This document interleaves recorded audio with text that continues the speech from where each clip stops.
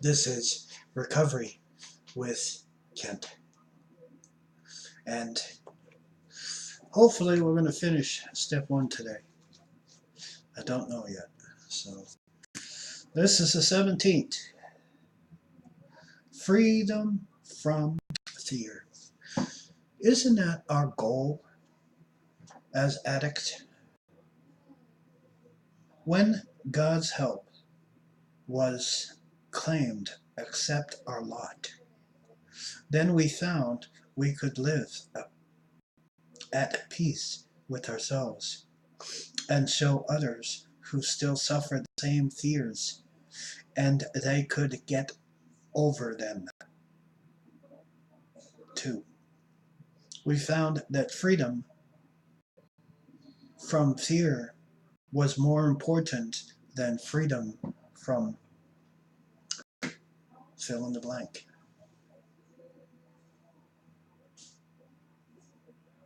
Material values ruled my life for many years during my active addiction.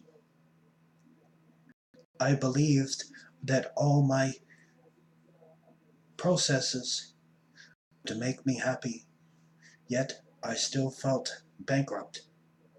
After I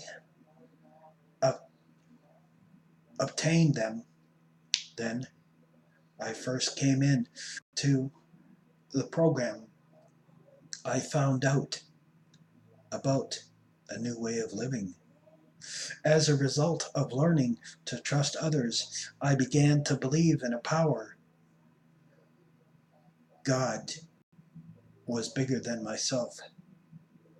Having faith freed me from the bondage of self.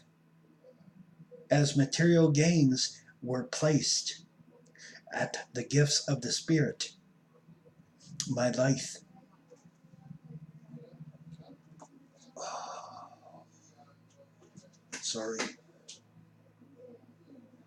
became manageable. I then chose to share my experiences with others.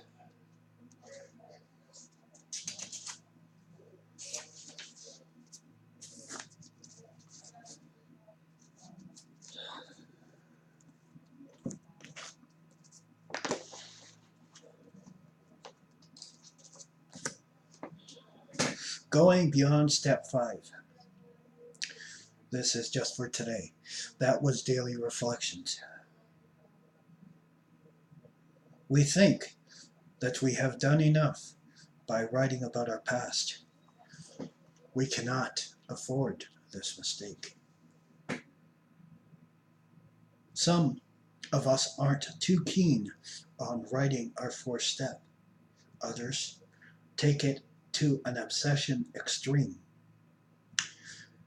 To our sponsor, Growing Dismay, we inventory ourselves again and again. We discover everything there is to know about why we were the way we were. We have the idea of thinking, writing, and talking about our past is enough. We hear none of our sponsor's suggestions to become entirely ready to have our defects removed, to make amends for the harm we caused. We simply write more about those defects and dignifiedly share our fresh insights. Finally, our worn-out sponsor withdraws us from self-defense.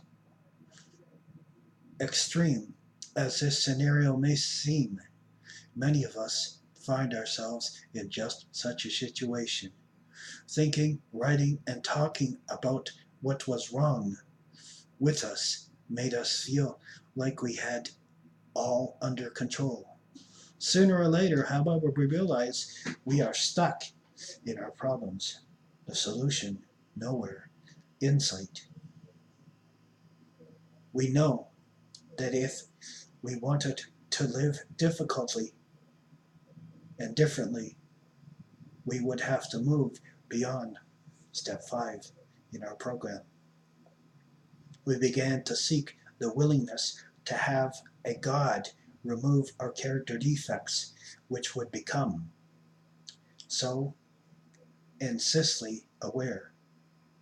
We made amends for the destruction we had caused others in acting out on those defects.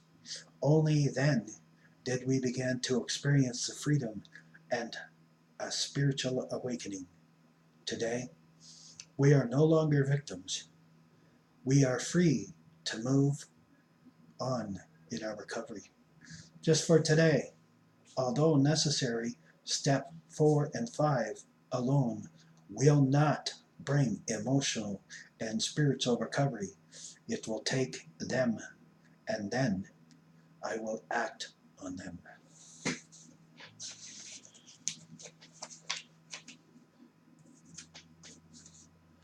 I give you something that stuck in my head over my recovery, and that is, if nothing changes, nothing changes.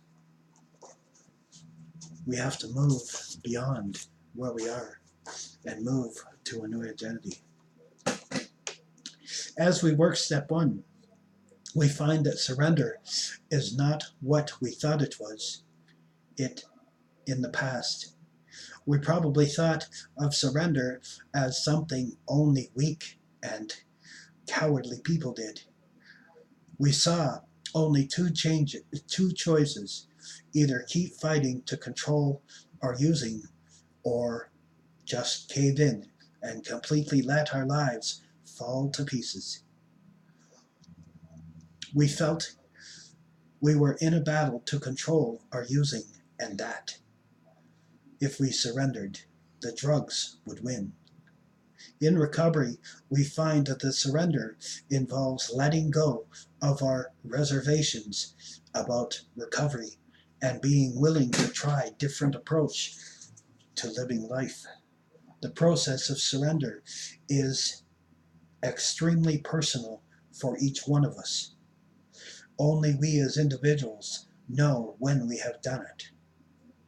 We stress the importance of surrender, for it is the very process that enables us to recovery. When we surrender in our hearts and we've had enough, we're tired of fighting, a relief comes over us and we finally realize that the struggle is over. No matter how hard we fought, we finally reach the point of surrender, while we realize that we couldn't stop using drugs on our own. We were able to admit our powerlessness over our addiction. We gave up completely. Even though we didn't know exactly what would happen, we gathered up the courage and admitted our powerlessness. We gave up the illusion that we could control our using, thereby opening the door to recovery. Many of us began the process of surrender when we identified ourselves as at an NA meeting with our name and the words, "I am an addict." Once we admitted that we were addicts and couldn't stop using on our own, we were able to stay clean on a daily basis. With the help of other recovering addicts in Narcotics Anonymous, the paradox of this admission is evident once we work the first step. As long as we think we had control of our drug use, we are almost forced to continue. The minute we admitted we are powerless, we never have to use again. The reprieve from having to use is the important, profound gift we can receive from ourselves. of our lives, for it saves our lives.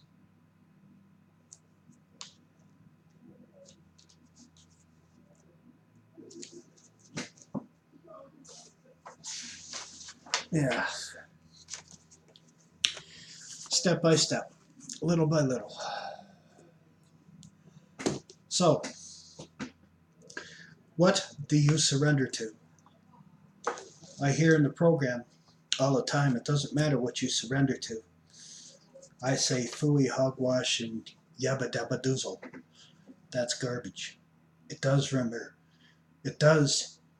matter what you surrender to. It has to be something greater than your addiction. If your addiction was up here, you need something up here. If your addiction was down here, yeah, here's okay. But is it? Are you going to really recover? Are you going to really understand what life is about? Well, I don't think so. We have to be courageous in what we do. We have to walk in the faith that something greater than us can restore us to that sanity. Step one is very simple. We admitted we were powerless over our addiction and our lives had become unmanageable. It's a simple belief. We're going to finish up step one tomorrow or the next day. God bless you.